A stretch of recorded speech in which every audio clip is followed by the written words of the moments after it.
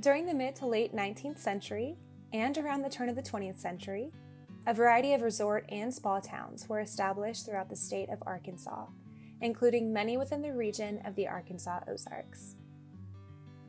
Those establishing these newfound towns and communities sought to take advantage of the natural beauty and resources within the state. Some spa and resort towns around the state, such as Hot Springs and Eureka Springs, are still popular tourist locations to this day, but not all spa and resorts established during this time period are still active. One example is the Monte Ne Resort, developed by William Hope Harvey, which opened to the public in 1901. The Monte Ne Resort was previously located just southeast of the city of Rogers in Benton County, Arkansas, in the community of Monte Ne.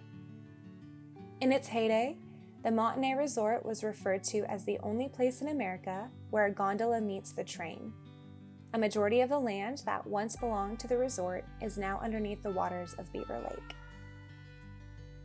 Born in 1851, William Harvey, otherwise known as Coin Harvey, was the founder and one of the main financial backers of the Monte Ne Resort.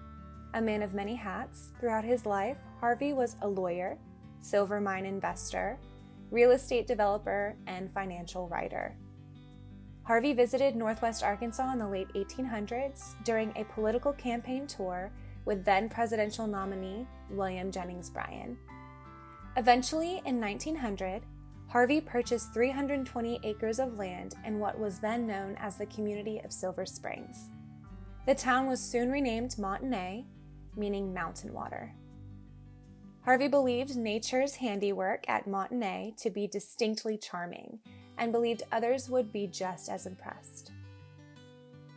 The resort at Monte Ne had many unique features, such as a private railroad spur that stretched from the Frisco Railroad Station in Lowell, Arkansas, directly to the resort, channeled waterways to form what was referred to as a lagoon, in which resort guests could travel by gondola to and from the Monte Ne depot and their hotels.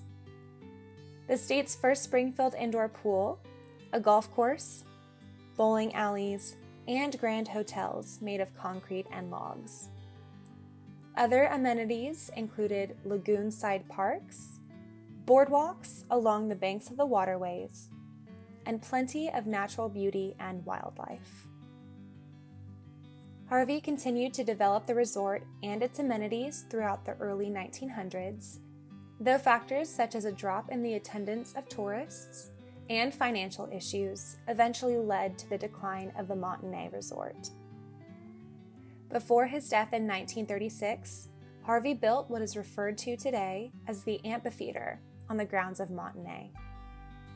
Though the amphitheater itself is very unique, its purpose was simply to be the foundation of a pyramid, or obelisk, that would, in essence, serve as a time capsule, holding what Harvey felt to be important items that represented his concern with the economic, political, and social climate of the nation and its future, including Harvey's own writings, as well as items that represented daily life.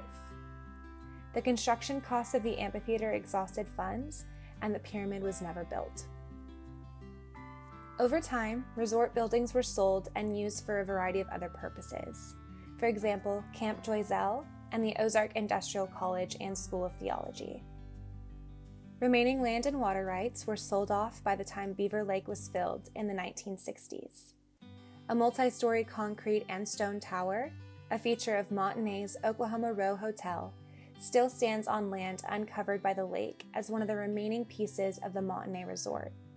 Another example includes the amphitheater, which can still be seen when the water levels of Beaver Lake are low.